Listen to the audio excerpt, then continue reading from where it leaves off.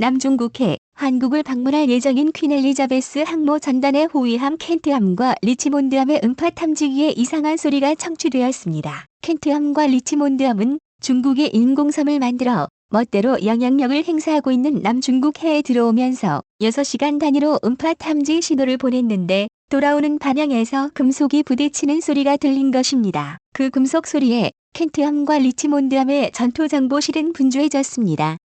소리를 분석한 결과 한 대가 아닌 두 대가 계속 따라오고 있는 것이었기 때문입니다. 영국 해군의 음탐사들은 다각도로 금속 소리를 분석한 결과 중국의 양급 잠수함 2대였다는 것을 알아냈는데요. 영국 호위함들에 의해 중국 잠수함들은 며칠 동안 퀸 엘리자베스 항모를 미행하고 있었다는 것이 밝혀져 충격을 주고 있습니다. 특히 빠르게 잠수함 전력을 늘려가고 있는 중국이라 영국 해군은 이를 심각하게 받아들이고 있습니다. 이에 영국 퀸 엘리자베스 전단은 중국 잠수함들을 대항하기 위해 한국의 신형 잠수함 전력이 꼭 필요한 상황인데요. 특히 한국이 가진 한 잠수함 핵심 기술은 전 세계 해양 판도를 바꿀 게임 체인저로 통하고 있어 영국에서 더 한국을 전략 파트너로 삼고 싶어 하고 있습니다. 과연 중국의 잠수함 전력이 얼마나 위협적이며 퀸 엘리자베스 항모 외에 또 어떤 함정이 중국의 위협을 받았는지, 그리고 영국 해군이 왜 한국 해군에 큰 기대를 걸고 있는지를 알아보겠습니다.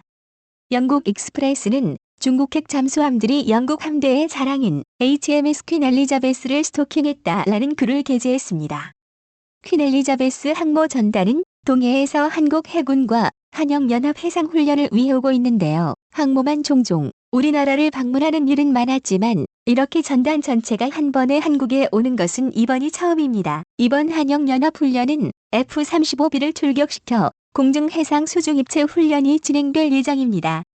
한국 해군은 이번 퀸 엘리자베스 항모 전단의 방문이 앞으로 만들 한국형 항공모함 운용에 대한 노하우를 얻는 것과 F-35B 운용 등 해군력 증강에 많은 도움이 될 것으로 예상하고 있었습니다. 그런데 중국은 한국과 영국이 긴밀한 관계를 가지는 것에 대해 깊은 우려를 하고 있는 상황입니다. 그도 그럴 것이 중국은 미국에 의해 서해가 봉쇄되자 두만강 하구를 이용해 동해로 진출하려는 계획을 가지고 있었는데요. 하지만 영국 해군이 한국과 동해에서 연합훈련을 가진다는 소식이 퍼지자 중국이 7,000톤급 잠수함을 보내 퀸 엘리자베스 항모 전단을 미행한 것으로 보입니다. 매체는 중국 정부가 영국 정부에 계속적으로 위협적인 경고를 보내고 있다고 전하고 있습니다. 우체 중국 국방부 대변인은 중국군은 어떤 도발도 단호하고 효과적으로 대처하기 위해 필요한 모든 수단을 동원할 것이라고 경고했다고 전해집니다. 또한 중국 관영 환구시보 편집장과의 비디오 대화에서 영국은 남중국 해에서 중국과 싸울 힘이 없다고 선언했다는데요. 그는 중국은 어떤 선동도 두려워하지 않는다. 또한 영국은 남중국해에서 중국과 싸울 힘이 없다. 나는 그들이 이것에 대해 매우 분명하다고 믿는다. 라고 말하고 있습니다. 사실 중국이 이렇게 말하는 데는 어느 정도 믿는 구석이 있기 때문입니다. 매체는 중국이 66대의 잠수함을 운용하고 있다고 말하고 있습니다. 세계적으로 볼 때 중국이 전 세계에서 잠수함을 가장 많이 운용하고 있다고 해도 과언이 아닙니다. 영국의 항모 전단을 미행한 중국의 잠수함은 2세대 잠수함으로 80일간 수중 작전이 가능하고 함정을 격침할 수 있는 초음속 미사일을 탑재하고 있다고 알려졌는데요. 현재 중국은 이런 잠수함을 6대나 보유하고 있다고 군 전문가들이 말합니다. 다행히 중국의 잠수함들은 소음 수준이 소련 시절 건조된 잠수함보다도 못한 상황이라곤 하지만 그 수가 많다면 그것 또한 위협적일 수밖에 없습니다. 그렇기에 영국 해군 관계자는 중국은 잠수함 전력을 빠르게 증가시키고 있고 그들을 과소평가해서는 안 된다고 말하고 있습니다. 사실 중국 잠수함의 미행은 이번이 처음이 아닙니다. 미 해군 소식통은 중국 잠수함들이 미 함정 미행을 시도했었고 태평양 전역에 걸쳐 활동을 늘리고 있다고 보도했습니다. 2015년 로널드 레이건 항공모함이 중국 잠수함에 의해 미행당한 사례가 있으며 2009년에도 중국 양급 잠수함이 5마일 이내에서 키티오쿠 항공모함에 발각되지 않았던 적이 있다고 전했습니다. 이렇게 중국이 해양 강대국을 상대로 잠수함 전력을 이용하는 것은 그만큼 자신이 있다고 밖에 해석이 안 됩니다. 이것에 대해 영국 해군 관계자는 중국이 우리 위치를 발견하는 기술을 사용하고 있다. 그런데 이들은 초강대국의 지위를 갖기 위해 그리고 태평양 전역에 걸쳐 무역과 안보를 지배하려는 의도를 강화하고자 잠수함을 배치하고 있다. 이는 국제법에 위반되는 사항이다라고 우려하고 있는 상황입니다. 이렇게 급부상하는 중국의 잠수함 전력에 맞서기 위해 영국은 새로운 파트너를 찾고 있는 것으로 알려졌습니다.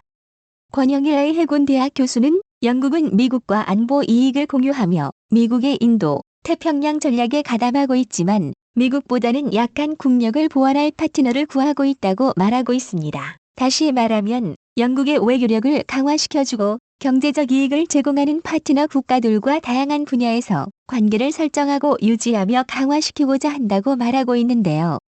영국 운급 파트너를 대한민국으로 정했습니다. 그도 그럴 것이 영국 해군 관계자는 중국 잠수함 전력의 약점으로 들은 것이 냉전시대 때부터 발전해온 미국과 영국의 잠수함들을 상대로 전투 경험이 없다고 들었습니다. 반면 한국 해군은 다른데요. 계속 영미동맹에 가담하면서 그들과 실전에 가까운 훈련을 많이 하였습니다. 실제로 림팩 훈련에서 한국 잠수함이 보여준 능력은 미국과 영국도 손살에 칠 정도로 뛰어납니다. 한국이 핵 잠수함도 아닌 디젤 잠수함으로 영국과 미국의 항모 전단을 가지고 놀 정도면 영국 입장에서는 한국이 전략 파트너로서 탐이 나지 않을 수 없습니다.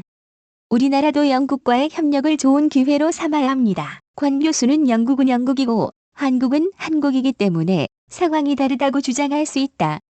하지만 중요한 것은 해양력이 국가 이익의 핵심 요소라는 점이라며 한국과의 해군력이 국가 이익을 위해 평시에도 어떻게 사용될 수 있는지를 퀸 엘리자베스 항모 전단의 한국 방문을 통해 준비해야 한다고 말하고 있는데요. 현재 세계적으로 많은 국가들은 우리나라의 3,000톤급 잠수함에 굉장한 관심을 보이고 있습니다. 도산 안창호급 잠수함은 우리나라 최초로 독자 개발한 SLBM을 탑재하고 우리 해군으로 인도될 예정이며 위력적인 현무 4-3만으로도 중국의 시진핑 주석의 간담을 서리게 만들 수 있는데요. 이렇게 잠재제 능력도 뛰어나지만 도산 안창호함의 진정한 진가는 대잠전과 대함전에서 볼 수 있습니다. 잠수함은 수중에서 소나를 이용해 적이 어디 있는지 파악합니다. 도산 안창호급은 국내 최초로 모든 소나 체계를 독자 개발해 예인소나, 측면 배열 소나, 선체 부착형 능수동 소나, 체계 종합 음탐기 등이 탑재됐는데요. 도산 안창호급 잠수함 선체에 부착되는 소나의 채널들은 총 700여 개이며 예인 소나 채널은 200여 개입니다. 한마디로 선체 전체가 소나로 덮여 있다고 봐도 무방합니다. 도산 안창호급 잠수함의 소나 성능은 독일 ATLASMI 소나 체계 대비 탐지 가능한 표적수가 2배 이상으로 평가되고 있습니다. 그만큼 표적의 정보가 정밀해졌다고 말할 수 있는데 최대 탐지거리는 알려진 것이 없으나 관계자에 따르면 주변국들의 소나 체계보다 동급이거나 뛰어날 것으로 예상됩니다. 뛰어난 소나로 얻은 표적을 공격하기 위해 도산 안창호급 잠수함에는 범상어 중어뢰가 탑재됩니다. 범상어, 중어뢰는 무려 60노트의 속도를 낼 수 있습니다. 이는 수중에서 비교적 고속으로 자망하는 핵잠수함을 공격하는 데 아주 효과적입니다. 한마디로 범상어 중어뢰는 중국 핵 잠수함의 천적이라고 봐도 무방합니다. 여기에 범상어 중어뢰는 저거래 기만 체계에도 소프트킬 되지 않고 정확하게 공격할 수 있는 장점이 있습니다. 이 말은 주로 어뢰들은 음향 추적 방식을 채택하여 엔진의 소음을 따라 어뢰를 유도하게 됩니다. 하지만 음향 추적 방식의 단점은 엔진 소리보다 더 큰 소음을 만드는 기만 체계만으로 쉽게 소프트킬이 가능한데요. 그래서 우리나라 잠수함들은 유선 유도 방식으로 기만 체계를 피하는 방식을 써왔습니다. 하지만 유선 유도 방식 또한 완벽하지 않습니다. 말 그대로 어뢰에 줄이 달려있기 때문에 그 사거리가 매우 짧습니다. 이는 그만큼 적 함정에 가깝게 접근해야 한다는 뜻이 되고 만약 잠수함의 위치가 발각된다면 그만큼 위험해역을 벗어나기가 힘들기 때문입니다. 이러한 단점을 보완하기 위해 범상어 중어뢰는 발사되고 난 후 짧은 거리를 유선 유도 방식으로 항주하다 케이블이 끝나는 지점에서 웨이크 호밍 유도 방식을 이용해 적 수상 함정의 항적에서 나오는 미세 기포들을 추적하게 됩니다. 이는 미국의 대표적인 어뢰이면서 항모 킬러라고 불리는 MK-48 중어뢰보다도 성능이 좋다고 볼 수 있습니다. 범상어 중어뢰와 MK-48 중어뢰의 사거리는 50km로 동일하지만 최대 속력에서 MK-48 중어뢰의 속력은 55노트인데 반해 범상어 중어로는 60노트로 MK48보다 빠릅니다. 이는 우리나라가 과거 미국의 눈치를 보면서 어뢰 제작 기술을 확보하려고 했던 것을 생각하면 눈부신 발전을 이룬 것입니다. 여기에 만족하지 않고 우리나라는 잠수함 생존성을 높이는 잠수함 스텔스 핵심 기술을 가지고 있습니다. 사진을 보시면 잠수함의 선체에 직사각형 형태로 된 무늬를 볼 수 있습니다. 바로 무반향 타일이라고 불리는 이 기술은 선진국들에서도 비닉 기술로 여겨지는 기술인데요. 세계 각국에서 비닉 기술로 취급되는 이유는 개발 난이도가 엄청나게 높으며 대형 잠수함은 능동소나 신호에 대한 반향이 강해 잠수함을 대형화시키려면 꼭 필요한 것입니다. 현재 무반향 타일은 우리나라가 수출할 수 없는 금수 품목에 올라가 있을 정도로 아주 철저히 취급되고 있습니다. 우리나라는 독자 개발하여 현재 도산 안창호급에 적용한 상태인데요. 무반향 타일에 대한 자세한 정보는 기밀이라 알 수 없지만 성능평가에서 ODB를 기록했다는 말이 있습니다. 이 정도 성능이면 전투기로 비교했을 때 미국의 F-22 랩터와 비슷한 성능을 가졌다고 해도 무방합니다. 이 말은 적의 능동소나에 우리나라의 대형 잠수함이 안 잡힌다는 말이기도 하고 적의 입장에서는 눈뜨고 어뢰를 맞는 격이랑 다를 바 없죠. 이렇게 어마어마한 잠수함을 가지고 있으니 영국 퀸 엘리자베스 항모 전단은 중국을 상대할 때 한국의 잠수함 전력이 꼭 필요한 상태인데요. 우리나라도 영국과 협력을 잘 이어가 앞으로 더 발전된 항모 기술을 확보하길 바라며 동맹국들의 도움을 받는 한국이 아닌 동맹국들의 도움을 주는 한국이 되길 바랍니다.